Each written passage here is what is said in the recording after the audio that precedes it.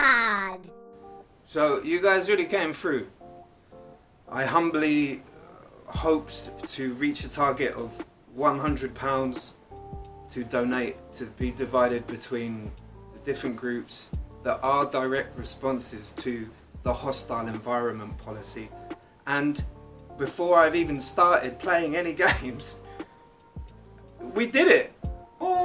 So, first of all, thank you so much from the bottom of my heart for supporting me in this and helping us reach our little target.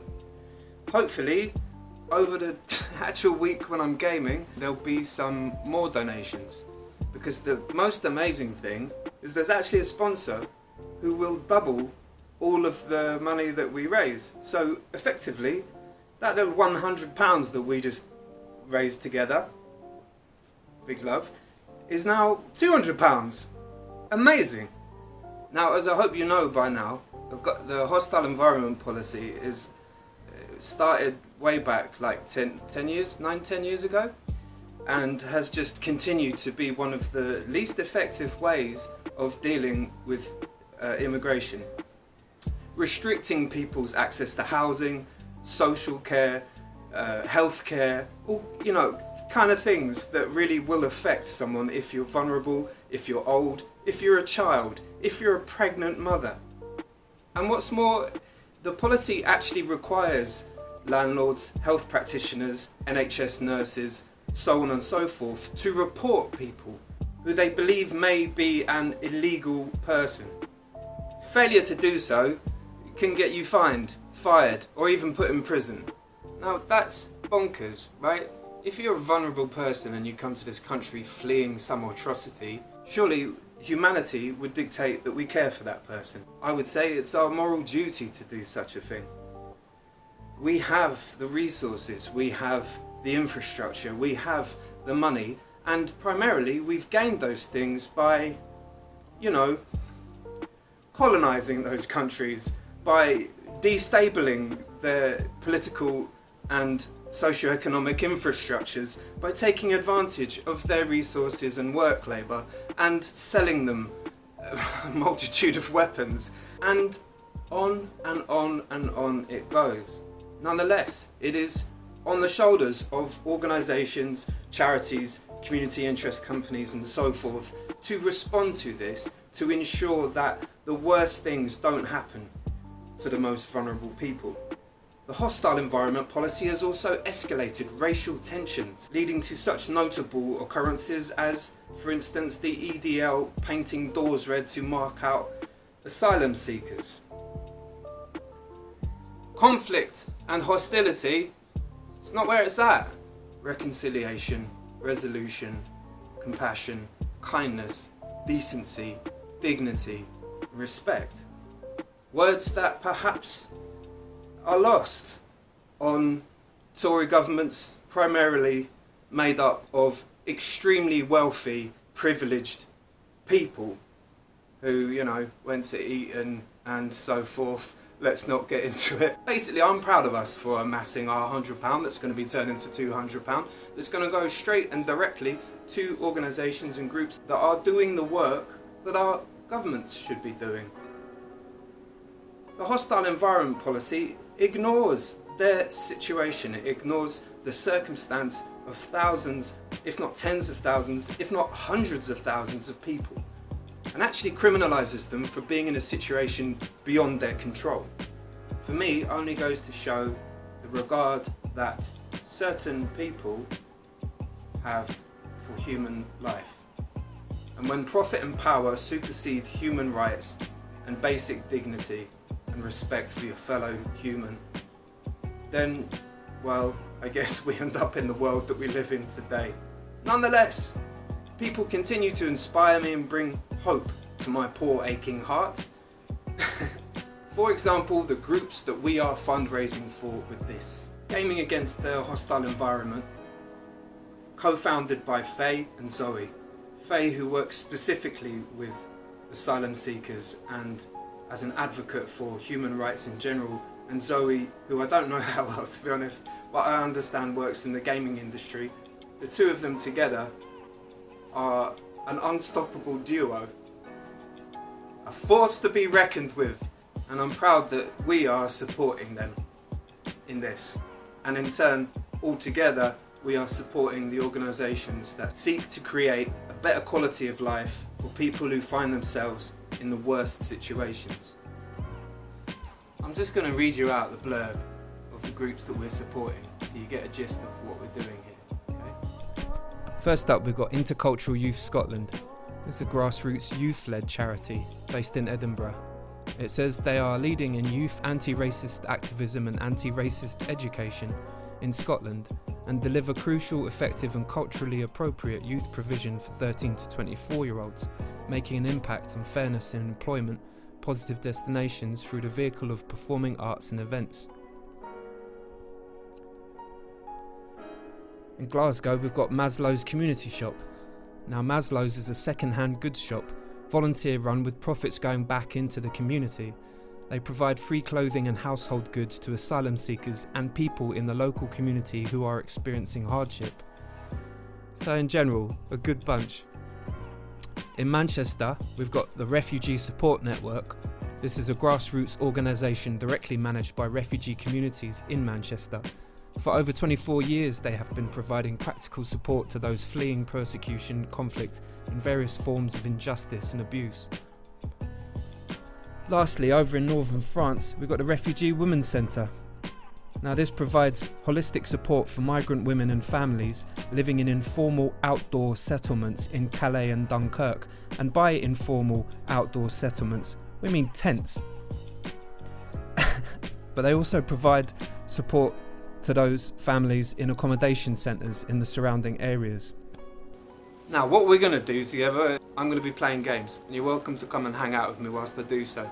The main game I'm going to be playing is called The Council, and I think it'll be a cool thing to watch because it's kind of like a mystery, suspense, drama, human interaction, conversations, noticing details, kind of who done it, working out all the clues kind of thing. I'm quite slow on the uptake, so I appreciate your help. But I'm also going to be playing other games. These games include Detention. Now, it says on Steam, Detention is an atmospheric horror game set in 1960s Taiwan under martial law. I'm interested in this game to see how deeply it delves into the politics of a situation that's quite difficult for things to explore on through media, you know, China and all that. But so far I've heard very positive things about it, so yeah. Also, I'll be playing The Town of Light, which is another kind of horror game that explores mental health. It says on Steam, 12th of March 1938, Renée, 16, was ripped out of her world. Her only fault was that of not knowing her place in the world. I believe it's a game that explores the institutionalization of people with mental health problems. Yeah, The Town of Light is a psychological adventure told in the first person. The story is set in Italy in the first half of the 20th century in a place which really existed and has been meticulously reconstructed. Exploring and interacting with the environment, you will relive the history of the main character through her confused viewpoint, and on the basis of your choices, the story will develop in different ways. I will also be playing Cloudpunk, not Cyberpunk, don't worry. Cloudpunk is a neon noir story in a rain-drenched cyberpunk metropolis. Now, aside from gameplay and the world build, which all looks really cool, I've heard that it isn't afraid to delve into interesting socio-economic issues and have something to say about them. So I'm interested to see how far it takes that. But yeah, let's find out. Also, and quite amazingly, and possibly the most exciting part of my week-long streaming extravaganza, on the Friday night I will be joined by special guest Faye Gerlach Mira herself, co-founder of Gaming Against the Hostile Environment, and we will be playing Valheim. And whilst playing Valheim, which is a survival crafting open world sort of game, we're going to build a house, I imagine. I will be asking her a number of questions about this and her work and the reason she does it and so forth. So that should be really, really interesting. Now, it was my assertion that upon reaching certain thresholds, £20, £40, £60, £80 and £100, I would do things. I decided that £20 would be dad jokes, £40 would be dad dances, £60 would be face paint, £80 would be me in a onesie, and £100 would be in my bathtub. I didn't really think it through, but the thing is, we have now reached that goal, and so there's only one thing that I can do now, and that's this.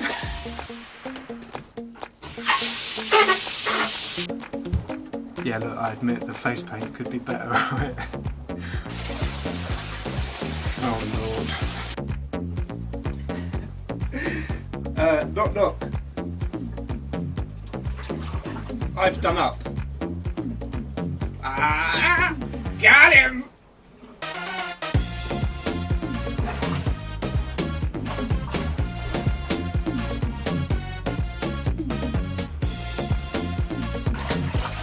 As I said, I didn't really think this through, okay? You gotta cut me some slack on this one. So yeah.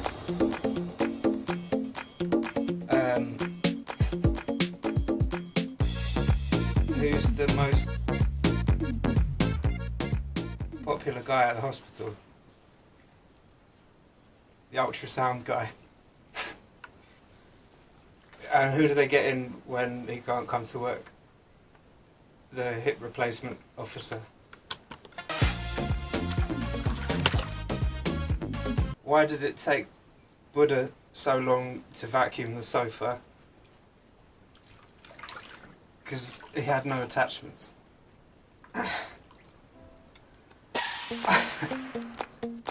Okay, well join me on the 14th.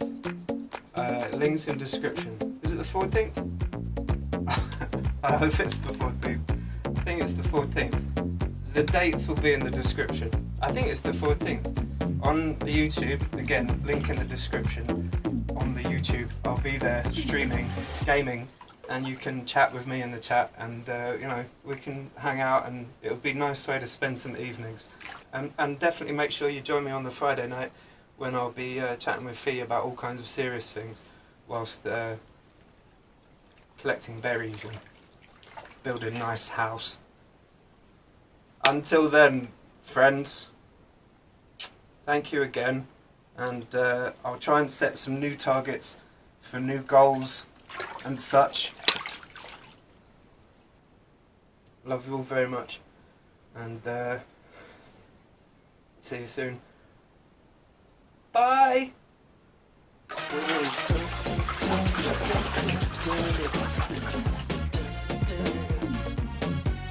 one that last dance video, just, you know, get you your money's worth.